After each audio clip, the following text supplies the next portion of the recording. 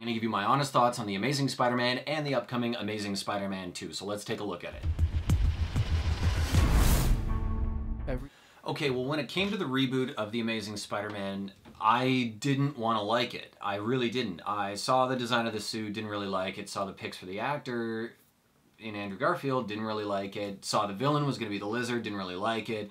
Emma Stone was sort of the only thing that I really liked about that movie. But the more and more I saw coming out of it, the more and more I really started to like the idea of it. Really? You seriously think I'm a cop?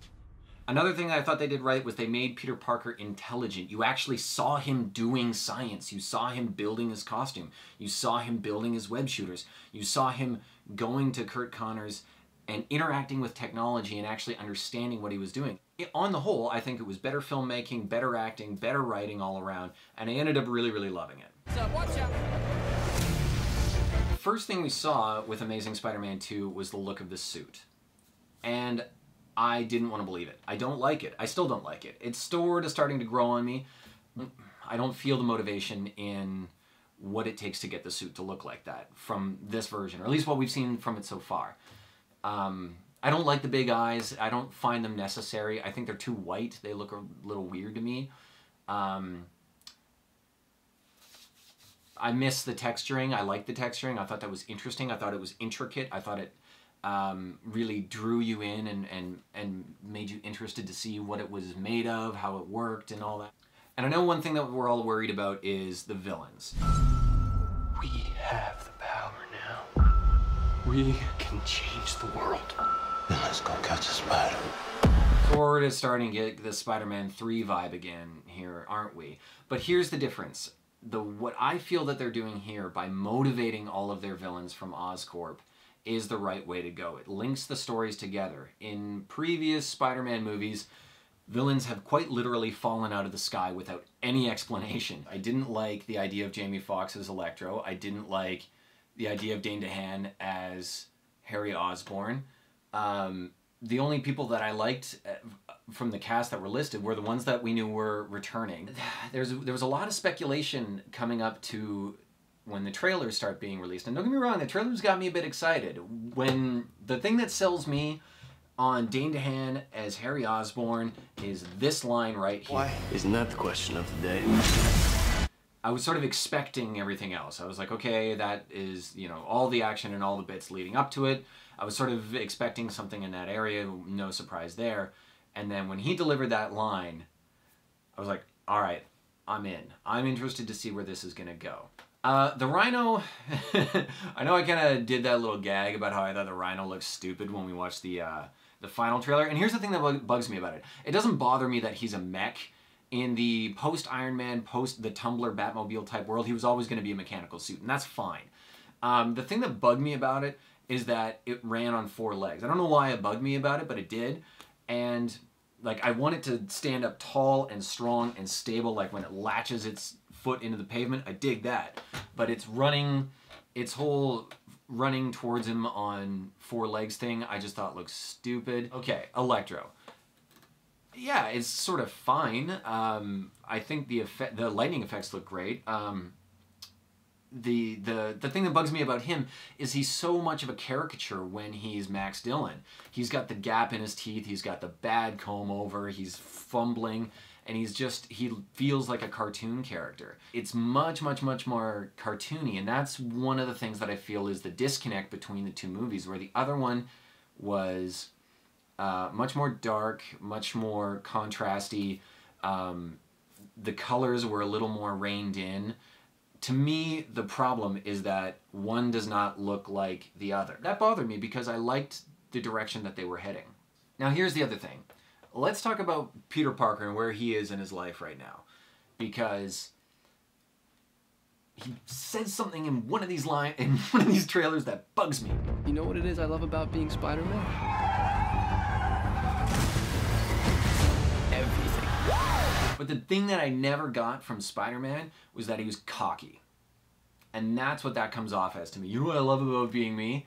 Everything I love about being me. So we're going to come back to that a little bit later because I have a few more thoughts on that. One thing I'm very grateful in both movies, the tone that they set in the first one and what I think they're continuing in this one, is how animated Spider-Man is. He moves around, he's moving his head when he talks. He's not a statue, a hero that is just standing there. He interacts, he does have a personality, and I dig that. I wish I was like him. I also dig from this Times Square scene that it looks like, we haven't seen the whole scene yet, we've seen glimpses of it.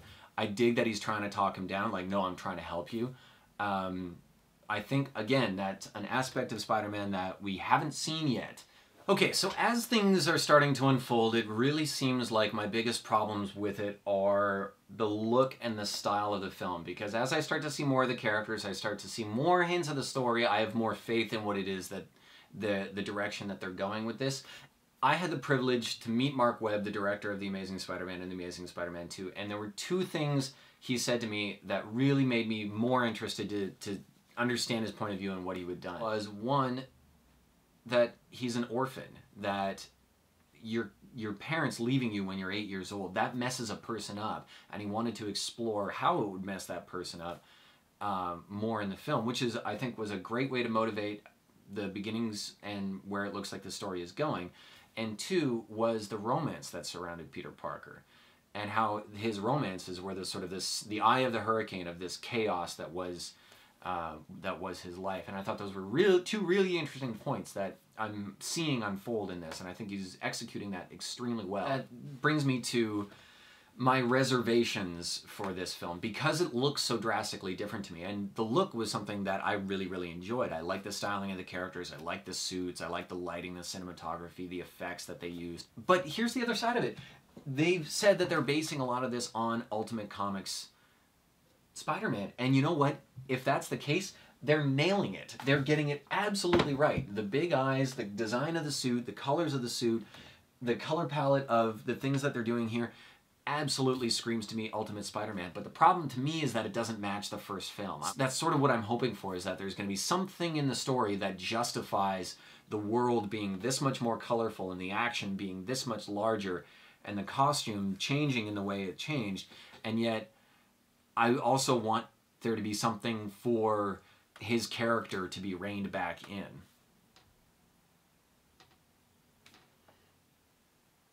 Unless you've been living under a rock, you probably know what that moment is. So yeah, there might be a moment that grounds him again.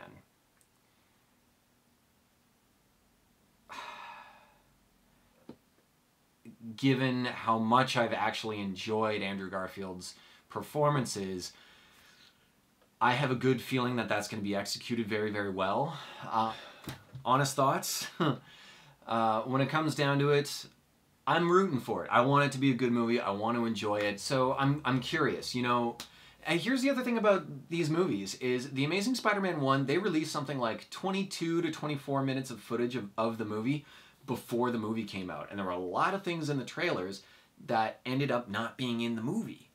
So there's a good chance that all the little things that I'm maybe not too sure about, or I'm uncertain about how they're going to play, the things I don't like, there's a good chance that those may not end up in there, and the edit will actually serve the story really well. Little nuggets of what I like, I really, really like.